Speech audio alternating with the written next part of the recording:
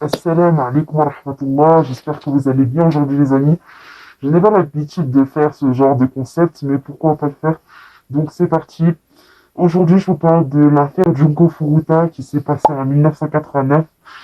Je vous vois arriver, ça fait plus d'une vingtaine d'années que c'est sorti, mais je vous balance tous les concepts qui ont été sortis. Bien sûr vous pouvez aller les visionner. Moi j'ai essayé de faire j'ai essayé de faire ma version avec mon montage et vous me direz ce que vous en pensez. Mais je vais vous parler aujourd'hui d'une histoire plutôt inhumaine. Euh, je manque de mots. D'une jeune fille, je vais plutôt vous parler de la séquestration d'une jeune fille, de la torture d'une jeune fille par plusieurs garçons pendant plus de 40 jours, 44 jours plus précisément. Attention aux âmes sensibles, si vous ne voulez pas regarder ma vidéo, quittez-la parce qu'elle contient des contenus assez délicats. Donc sans plus tarder, on passe à l'intro. C'est parti. Alors aujourd'hui, je vais vous parler de l'histoire Junko Furuta. Junko Furuta était une jeune fille, le bien-aimé de tous, de ses amis, de sa famille, qui aimait se faire apprécier et c'était plutôt la petite fille parfaite et modèle. J'ai fait un constat, je ne juge absolument pas, bien sûr. Elle avait 17 ans quand ce coupable présumé Hiroshi Miyano va l'intercepter en lui demandant de sortir avec elle. Mais elle, Junko Furuta, trop bien occupée pour accepter de sortir en couple avec Miyano, va catégoriquement refuser. Ce qui fait que Miyano va être très en colère car il déteste que des gens lui disent non. Il faut savoir que Hiroshi Miyano est un membre des Yakuza et même le chef des Yakuza, donc il va être difficile de la laisser partir. Il faut savoir que Junko Furuta cumule des petits boulots étudiants pour à peu près gagner sa vie.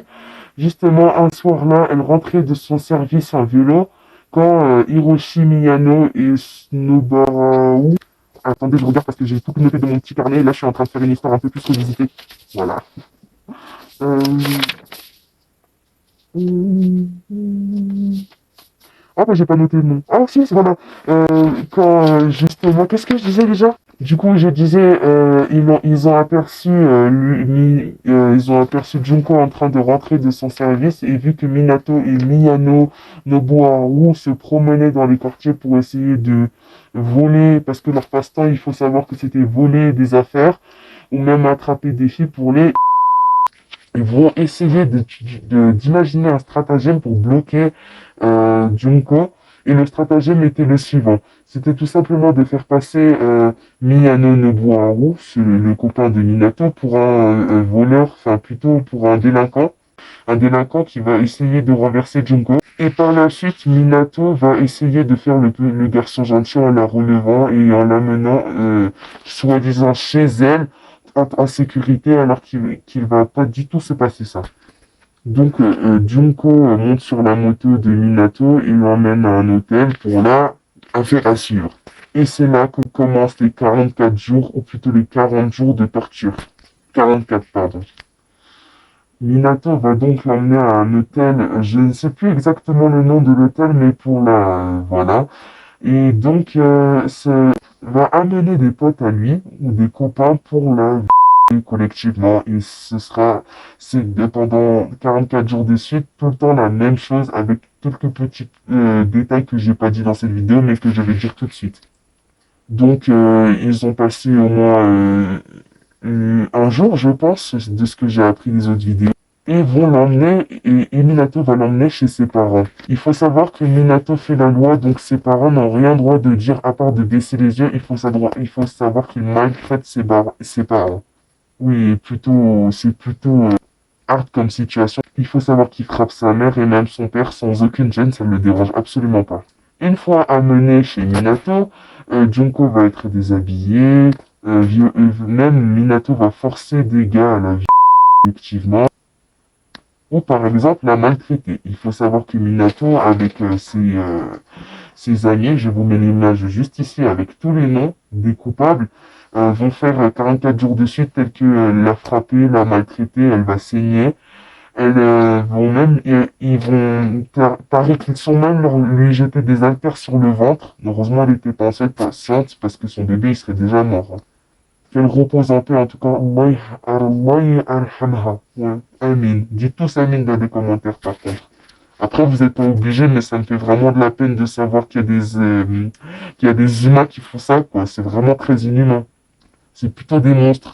Et dites-vous qu'ils sont paisiblement installés dans leur vie, mariés, avec des enfants, et qui ont actuellement 50 ans. Oui, 50 ans.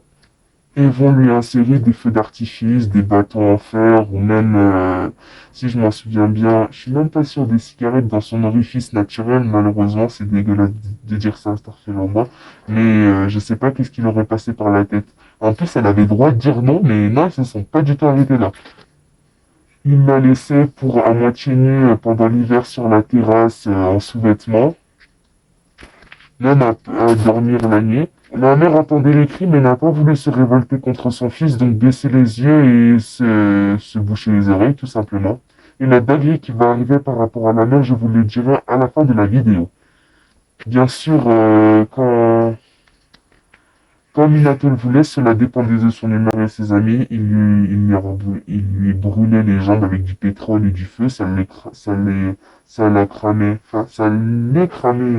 Comment je peux utiliser le bon déterminant pour dire ça? Ça lui cramait les jambes. La blessure, elle était toute fraîche, quoi. Il y avait du rouge avec des peaux complètement déchiquetées. Et je me dis comment elle a pu survivre 40 jours. Subhanallah, c'est totalement horrible. Bien sûr, il lui faisait boire de force leur urine, bien sûr. Et de ce que j'ai appris, il leur faisait manger des cafards. Il leur faisait manger des cafards plutôt. Et bien sûr, ça, tous les jours de suite, bah, il faisait ça, il faisait ça. Jusqu'à qu'à un moment, Junko a décidé d'appeler la police, mais son ami Miyano Nobuharu a vite pris le téléphone et Minato l'a emmené, il est dans la chambre et ils ont commencé à faire ce qu'ils allaient faire tout simplement. Elle a commencé à appeler la police et en fait, vu que Miyano a pris le téléphone, si c'est ça, ou j'ai peut-être dû confondre entre les deux, ils ont dit que tout allait bien et que il y avait rien, donc la police n'a pas su insister, donc et pour eux, l'affaire était sans suite, quoi. Une affaire classée, entre guillemets. Ils n'ont pas fait plus d'inspections, à un moment ils étaient devant la porte, ils n'ont pas cherché à rentrer pour chercher la moindre preuve, la moindre molécule de preuve. Et donc, un peu, ils s'en foutaient, quoi. Je dois dire que cette histoire, personnellement, j'ai pleuré dessus par rapport à un edit, ça m'a vraiment fait de la peine, quoi. La première vidéo que j'ai vue de Junko Furuta, c'est de Madame Soso. Allez la voir, je vous la mets la vidéo juste ici. Et en plus de ça, ils ont fait une série de 4 tomes en bande dessinée qui s'appelle La Chronique du Mal. Je vous la mets encore juste ici. Je vous ai pas vraiment mis d'extrait du livre parce que j'estimais qu'avec la couverture et donc que ça suffisait, mais si vous êtes hype pour aller ou passionné, enfin plutôt curieux d'aller lire ces histoires, ça se trouve dans les bibliothèques. Donc après avoir découvert ça, il faut savoir que Minato a doublé les jours de torture, c'est-à-dire que plutôt elle était censée partir vers le 20e jour ou un truc comme ça ou la relâcher. De toute façon, Allah Alem, mais je suis pas sûr, là je l'ai inventé dans mon histoire un petit peu revisitée, qui est 100% inspiré du coup de faits réels. Ils vont la garder encore plus et lui faire revivre le même processus chaque jour, surtout qu'il n'était pas fatigué de cela. En plus, comment tu peux dormir et dire j'ai fait ça à un homme ou une femme? C'est vraiment très inhumain. Pour moi, pour mon avis personnel, je dirais que ce sont carrément des monstres. Et en plus, ils ont des enfants. J'espère qu'ils feront pas ça à leur femme ou à leur fille, du moins. Inch'Allah, ya Rabbi. Mais en tout cas, c'est horrible.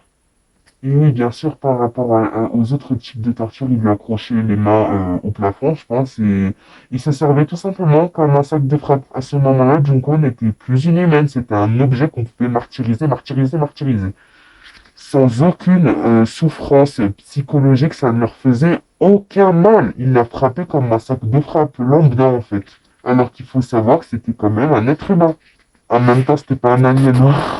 Mais franchement, j'ai des phrases illogiques des fois, mais c'est pas grave. Torture, il leur faisait approcher le visage de Junko sur... Il faut savoir qu'il fumait.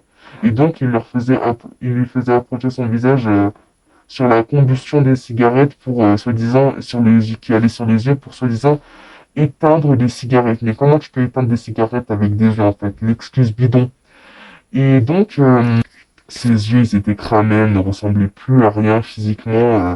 C'était, comme dirais-je, un robot endommagé. Ce n'était même plus un humain, c'était un robot. Et je me dis comment elle a réussi à tenir physiquement et mentalement, la pauvre. Parce qu'il a ça. Bien sûr, leur dernier geste a été de leur jeter une haltère et non, plutôt de la cogner, plutôt de ce que j'ai pris dans le film, de la cogner et à un moment elle respirait plus, elle a cru qu'elle leur faisait une blague, mais pas du tout.